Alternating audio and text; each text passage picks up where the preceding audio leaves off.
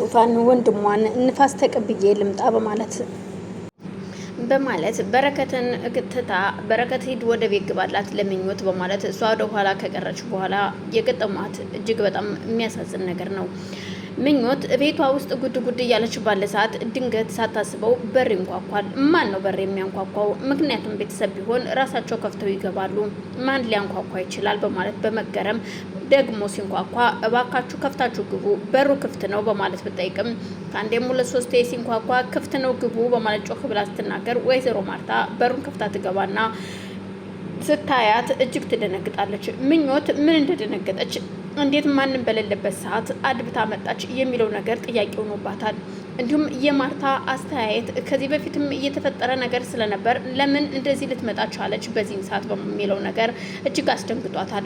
ማርታም እንደገባች ሰላምታ ካቀረበች በኋላ የታሉ እነ በረከት እነ ዙፋን የት ናቸው የሚል ጥያቄ ስታቀርብላት እሷም አይ ወጣ ብለዋል፣ አሁን ነው የወጡት፣ ከፈለግሽ ደውዪላቸው፣ አይ ካልሽ ደግሞ ጠብቂያቸው ስትላት አይ እስኪ ትንሽ እጠብቃቸዋለሁኝ፣ ምን ነው ወዴት ነው የሄዱት የሚል ጥያቄ ስታቀርብ ወዴት እንደሄዱ ማቀው ነገር የለም ግን ከቤት እንደወጡ ነው የማቀው ስትላት ምኞት ብቻዋን መሆኗን ስትጠይቃት እጅግ ትደነግጣለች።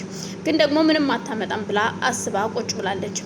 እና ቆይ ምንድነው እየተፈጠረ ነገር አለ ወይ ስትላት ምንም የተፈጠረ ነገር እንደሌለና ግን ደግሞ በረከት ልጇን እንደተጫወተባት እሷ ምኞትም ከሰራተኝነት አውጥቶ ሚስት ስላደረገሽ ነው የቤት እመቤትነት የተሰማሽ፣ የኔ ልጅ አባራችሁ እናንተ ግን እንደፈለጋችሁ ትኖራላችሁ የሚል ጥያቄ ስጠይቃት አልገባኝም ምን ልትይ ነው በማለት ስጠይቃት ማለትማ ሳይገባሽ ቀርቶ ሳይሆን ከሰራተኛ ላይ ስላነሳሽ ነው የሚለውን ነገር ትደግምላታለች። ምኞት ግራ ተጋብታ አልገባኝም ወይዘሮ ማርታ ምን ልትናገሪ እንደነበር እባክሽ አብራርተሽ ልትነግሪኝ ትችያለሽ ወይ ብትላትም ማርታ ግን ይሄ ነው ብላ አብራርታ የምትነግራት ነገር አልነበረም። ምኞት ኤልሳና በረከት ፍቅረኛ እንደሆኑ በረከትም ቢሆን ፍቅረኛ ይሆን አይሆናት የሚያውቀው ታሪክ የለም። ኤልሳ ብቻዋን የምታውቀው ፍቅር እንጂ ማናቸውም የማያውቁት እንደሆነ ሁሉም ግልጹ ነው የሚያውቁት ነው። ይሄንን ሚስጥር ያካፈለቻት ለዙፋን ብቻ ነበር። ከዙፋንና ከኤልሳ ውጭ የሚያውቅ ሰው የለም። በስከ መጨረሻም ነበረ ኤልሳ በረከትን እንደምታፈቅረው ለበረከት በግልጽ የነገረችው። በረከትም ከምኞት ውጭ ሌላ ሰው አልፈልግም የሚለው መልስ መልሶላት እንደነበረ ግልጽ ነበር። እናም ስለዚህ ቆይ የሆነ ጊዜ እኮ ግን አግኝቻቸዋለሁ በማለት በፊት ያየችውን ነገር ማስታወስ ትጀምራለች። በፍጹም ይሄ ሊሆን አይችልም፣ ምክንያቱም ሁላችሁም ከበረከት ጋር እኔን ለማጣላት እንጂ በረከት የእውነት ሌላ ሴት በእኔ ላይ አላፈቀረም፣ ሁላችሁም ምቀኞች ናቸው። ወይዘሮ ማርታ አሁን ከቤቴ ትወጫለሽ? አትወጭም፣ በጣም ብዙ ስራ አለብኝ፣ ከቤቴ ውጭ የሚል ኮስተር እያለ ጥያቄ ስጠይቃት ትደነግጥና ማርታም ከተቀመጠችበት ትነሳለች። ለማንኛውም ላስታውስሽ ብዬ ነው የኛ ውድ ሰራተኛ ዛሬ የቤት እመቤት የሆንሽው ከሰራተኛነት ላይ አንስቶ የቤት እመቤት ያደረገሽ ባልሽን ፈልጌው ነበር የመጣሁት። በእናንተ ምክንያት ነው የኔ ልጅ እየጠፋችሁ። ስለ ልጅሽ መጥፋት እናውቃለን፣ ግን ደግሞ በረከት ሊሆን አይችልም ወይም እኛ ልንሆን አንችልም ለሷ መጥፋት ተጠያቂዎች የሚል መልስ ትመልስላታለች። ወይዘሮ ማርታም ተነስታ ወጥታ ትሄዳለች። ማርታ የሄደችው እዛው የብርቱካን ውሽማ ጋር ከሷ ጋር አሁን ላይ እየሰራ ያለው ሱራፌል ጋር ነበረ። ከሁለቱም ጋር ሁለቱ ቁጭ ብለው እየተነጋገሩ ያለ ምክንያቱም ይሄንን ቤት ማመስ እንዳለብኝና ማተረማመስ እንዳለብኝ አስቤያለሁ።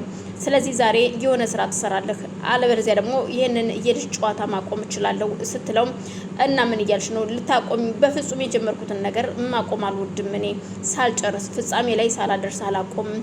እናም ዛሬ ይኸውልህ ዙፋንን እንድታግታት ትፈልጋለሁ። ከዛሬ ማለፍ የለበትም። ከዛ ደግሞ እኔ በረከት እንደፈለኩ አሽከረክረዋለሁ።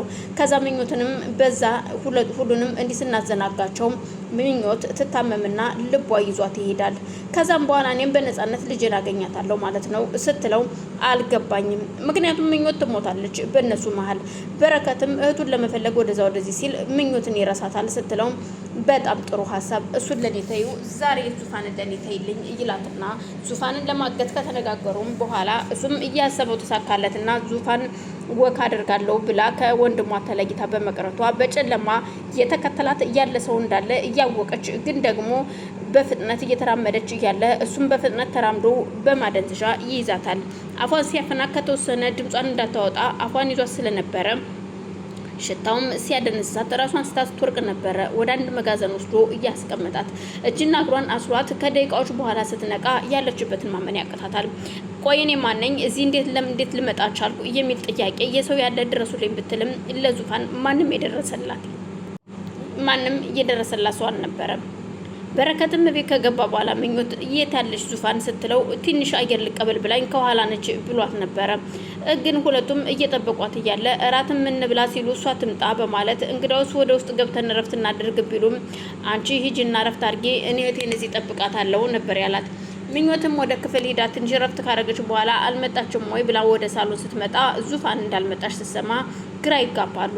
እስኪ ስልክ ደውልላት ስትለው ስልኳ ሲደወል የዙፋን ስልክ አይሰራም። ግራ ተጋብቶ በረከትም በቃ እህቴን ወጥቼ መፈለግ አለብኝ ሲላት እኔም አብሬ ተከትዬ እፈልጋታለሁ ስትለው በፍጹም አንቺ መውጣት የለብሽም በማለት በረከት ምኞትን ቤት ያስቀራታል። እሱም ሱራፌል እሷን አግቷት ስለነበረ እሷም ስትነቃ ያየችውን ማመን ያቅታታል።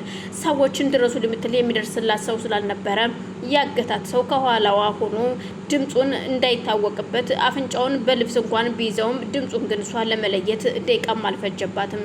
አርፈሽ ብትቀመጭ ይሻልሻል ያለበለዚያ ግን ሲላት ቆይ አንተ ማነህ? ብትፈታኝ ይሻልሃል ያለበለዚያ ግን እኔን እገድልሃለሁ ስትለው ተይ አርፈሽ ቁጭ በይ የሚለውን ድምጽ ስትሰማ ቆይ አንተ ግን ሱራፌል ነህ ወይ ስትለው አንቺ የተረገምሽ እንዴት አወቅሽኝ የሚለውን መልስ ሲመልስላት ብትፈታኝ ይሻልሃል፣ ፈታኸኝ ፊት ለፊት መነጋገር ካለብን ወንድ ከሆንክ ፊት ለፊት አናግረኝ ስትለው እሱም እስኪ ቆይ አሁን ስልክ ላናግር በማለት ስልኩን አናግሮ ሲመለስ እሷም እንደምን